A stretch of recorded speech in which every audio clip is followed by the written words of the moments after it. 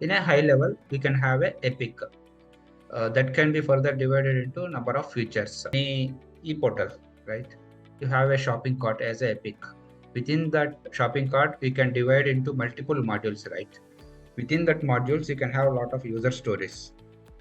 And for every user story, you have to create a task, right? Of course, the life cycle is simple here. Only the difference is states are different.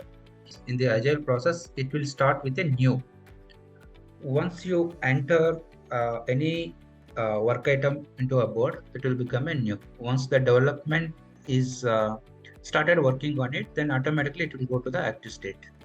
Once they fix it, then it will go to the resolve. After a thorough testing, then that will be moved to the closed state, right? So basically testings will be completed, then only it will be moved to the closed state. So in case if you want to defer or if you want to do something, you always have an option. In case, assume while you are performing a testing here, assume there is an issue has been found here, then automatically you can put it back to the resolved state, from resolved state to active state. At any point in time, you can put it back to the previous state so that the respective owners can look into it and they can act on it. This is how the agile process.